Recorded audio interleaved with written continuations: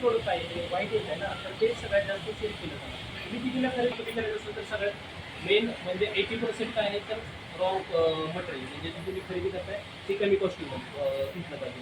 त्यानंतर दुसरा म्हणजे मशिनरीचा पार्ट. मशिनरीमध्ये त्यांनी बेसिक काय काय सांगितलं सुरुवातीला ते हे करायचं पाण्याचं वॉटरचं जे आहे ते मशीन आहे साफ करायचं. म्हणजे सुरुवातीला आपल्याकडे नसेल तरी चालेल, पण सुरुवातीला आपल्याला काय लागेल बॉयलर लागेल, कुलिंग चेंबर लागेल ते फुल करायला. ते साधारण बॉइलिंग 20 मिनिटं करतात ते, नंतर 12 तास त्याला स्टोअर करतात कुलिंग चेंबर. त्यामध्ये साधारण त्याचं 8 टनाची कॅपॅसिटी आहे. त्यामध्ये 8 टन 12 तासाची ठेवतात, नंतर दुसरे 8 टन त्यामध्ये टाकतात ते त्या पुढच्या कंटेनरमध्ये येतात. नंतर दुसरी तिसरी गोष्ट आहे त्याची कटिंगमध्ये त्यांचं ॲटोमॅटिक आहे. आपण ते सेमी ॲटोमॅटिक पण कटिंग मशीन घेऊ शकतो. त्यामध्ये 30 kgचं मशीन मिळतं किंवा 40 kgचं याच्यावेळेस कटिंग करू शकतो आपण.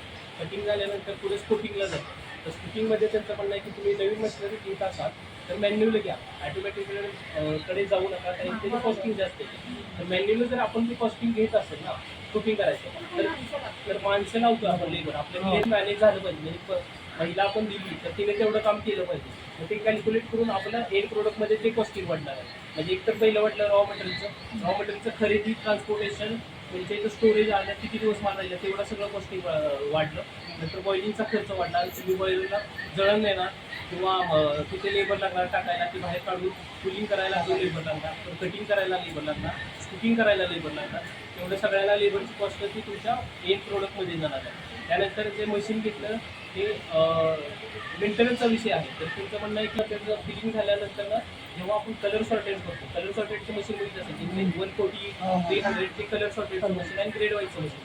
तर त्यामध्ये काय येतं कलर सॉर्टेडमध्ये जे काही येलोइश कलर आहे, व्हाईट कलर आहे त्याप्रमाणे ते सेपरेट करतात आणि ग्रेडिंग काय करतं साईजनुसार ग्रेडिंग करतं. पण ॲक्च्युली साईजनुसार ग्रेडिंग केलं ना त्याची ॲक्युरेसी फार कमी आहे. कारण की बऱ्याच कलरमध्ये फरक येतो. म्हणजे समजा येलोइशमध्ये 3 प्रोडक्ट आहे, पण त्यातल्या एखादा सुरकातलं जेवढे ग्रेडिंग करा तेवढी तुमची कॉस्ट कमी होणार आणि तुम्ही जास्त प्रमाणात प्रॉफिटमध्ये तुम्ही विकू शकता.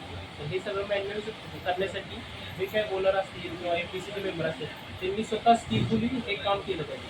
त्याच्यावरती जे कॉस्टिंग आहे त्याच्यावरती पहिल्यांदा काम केलं पाहिजे. आपल्याला माल किती मिळतो, आपल्याला विकायसाठी तुम्ही ते केलं तर मार्केट मिळतो. आपण किती करणार तर पैसे आपण वेळ केलं तर आपण मार्केट पासून चालू आता चालू झालं इन्स्ट्रक्शन त्या ते तांजरिया, बकवारा, गिनी बिसाव ते मोठे मोठे तिथे देश आहेत जे इथे आता घाना ते माल येतं. ऑल इयर राऊंड तुम्हाला इम्पोर्टला माल मिळणार. इम्पोर्टचा एक जो फायदा काय आहे की रेटवर सर्व करतो. ड्राईंगकडून माल येतं, तुम्हाला ड्राईंगची गरज नाही. ते तुम्हाला चांगलं त्यामध्ये ते देश आहे पूर्ण गाडी मंगवतो आणि फक्त आता जॉब करत लोकांना देतच नाही, तुम्ही डायरेक्ट 20 टोना बोलतो ते मशीनला. पूर्ण मशीन 20 टोनाला जाते आणि काय जर कंकर, पत्थर, रस्सी, धागा, मिट्टी ते पूर्ण साफ होते आणि पूर्ण पाणी पासून साफ करून सुद्धा कुकरमधून स्टोर होतो. कुकिंग जाते. कुकिंग आम्ही 13 ते 12 मिनिट कुकिंग करतो. बॉयलर 150 किलोचा माझा बॉयलर आहे. 10 PSI पासून आम्ही PSI देतो. त्या टाईमला आम्ही जे स्टोरेज करतो रात्रीपासून ते कूलिंग असतं. कूलिंगपासून ते पूर्ण कुकिंग नाही चालू होतं, कटिंग लाईन नसतं. कूलिंग झाल्यानंतर सकाळी ते माल ग्रेडिंग होणार. RCL ग्रेडिंग ऑटोमॅटिक चालू होणार आणि 3 ग्रेड काढतो आम्ही. ग्रेड तुम्ही जितकी जास्त काढता तितकी कटिंग छान होईल. आम्ही 3च ग्रेड काढतो. 3 ग्रेडचे कारण काय आहे, आम्ही जे मशीन यूज करतो तेव्हा मिक्स कटिंग करू शकतो.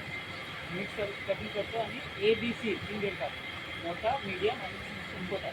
3 ग्रेड काढून आम्ही 3 अलग अलग कटिंग मशीन ठेवली आहे. ऑटोमॅटिक कटिंग मशीनला फिलिंग होतो आणि कटिंग होतो. कटिंग झाल्यानंतर माझा पूर्ण कुकिंग लागतो. कुकिंग आहे तर ऑटोमॅटिक त्याचं 3 क्वालिटी आहे.